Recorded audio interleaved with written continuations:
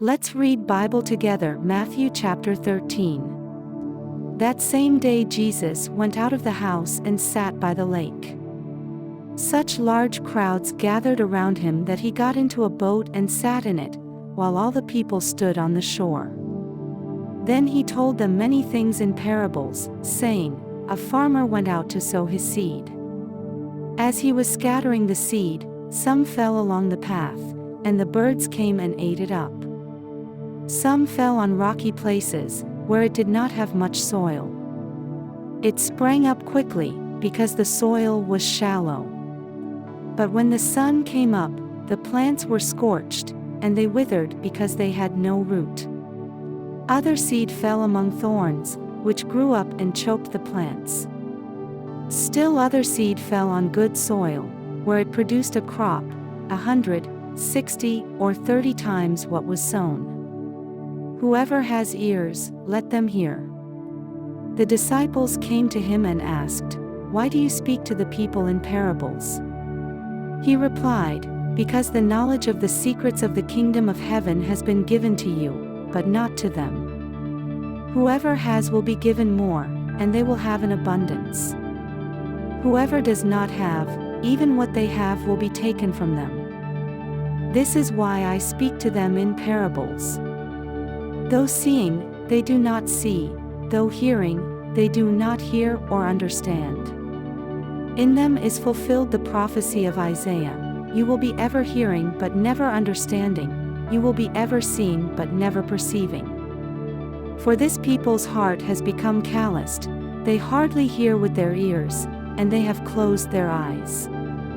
Otherwise they might see with their eyes, hear with their ears, understand with their hearts in turn, and I would heal them. But blessed are your eyes because they see, and your ears because they hear. For truly I tell you, many prophets and righteous people longed to see what you see but did not see it, and to hear what you hear but did not hear it. Listen then to what the parable of the sower means. When anyone hears the message about the kingdom and does not understand it, the evil one comes and snatches away what was sown in their heart. This is the seed sown along the path. The seed falling on rocky ground refers to someone who hears the word and at once receives it with joy. But since they have no root, they last only a short time. When trouble or persecution comes because of the word, they quickly fall away. The seed falling among the thorns refers to someone who hears the word, but the worries of this life and the deceitfulness of wealth choke the word, making it unfruitful.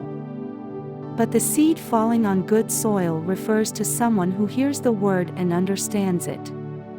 This is the one who produces a crop, yielding 100, 60, or 30 times what was sown. Jesus told them another parable.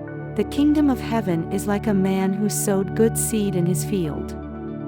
But while everyone was sleeping, his enemy came and sowed weeds among the wheat, and went away. When the wheat sprouted and formed heads, then the weeds also appeared. The owner's servants came to him and said, Sir, didn't you sow good seed in your field? Where then did the weeds come from? An enemy did this, he replied. The servants asked him, Do you want us to go and pull them up? No, he answered, because while you are pulling the weeds, you may uproot the wheat with them. Let both grow together until the harvest. At that time I will tell the harvesters, First collect the weeds and tie them in bundles to be burned, then gather the wheat and bring it into my barn. He told them another parable. The kingdom of heaven is like a mustard seed, which a man took and planted in his field. Though it is the smallest of all seeds, yet when it grows, it is the largest of garden plants and becomes a tree, so that the birds come and perch in its branches. He told them still another parable. The kingdom of heaven is like yeast that a woman took and mixed into about 60 pounds of flour until it worked all through the dough. Jesus spoke all these things to the crowd in parables. He did not say anything to them without using a parable.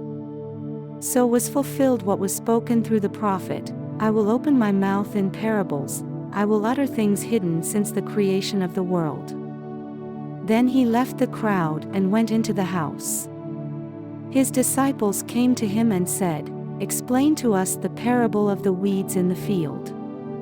He answered, "The one who sowed the good seed is the Son of Man. The field is the world, and the good seed stands for the people of the kingdom. The weeds are the people of the evil one, and the enemy who sows them is the devil. The harvest is the end of the age, and the harvesters are angels. As the weeds are pulled up and burned in the fire, so it will be at the end of the age.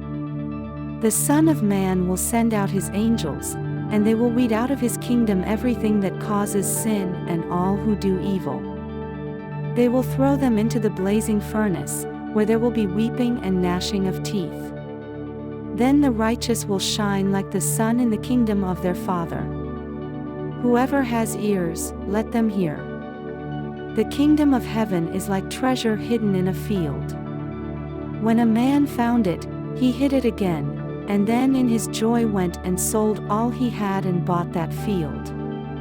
Again, the kingdom of heaven is like a merchant looking for fine pearls.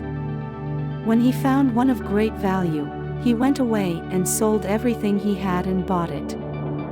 Once again, the kingdom of heaven is like a net that was let down into the lake and caught all kinds of fish. When it was full, the fishermen pulled it up on the shore. Then they sat down and collected the good fish in baskets, but threw the bad away. This is how it will be at the end of the age. The angels will come and separate the wicked from the righteous and throw them into the blazing furnace, where there will be weeping and gnashing of teeth. Have you understood all these things? Jesus asked. Yes, they replied. He said to them, "Therefore every teacher of the law who has become a disciple in the kingdom of heaven is like the owner of a house who brings out of his storeroom new treasures as well as old." When Jesus had finished these parables, he moved on from there. Coming to his hometown, he began teaching the people in their synagogue, and they were amazed. "Where did this man get this wisdom and these miraculous powers?" they asked. "Isn't this the carpenter's son?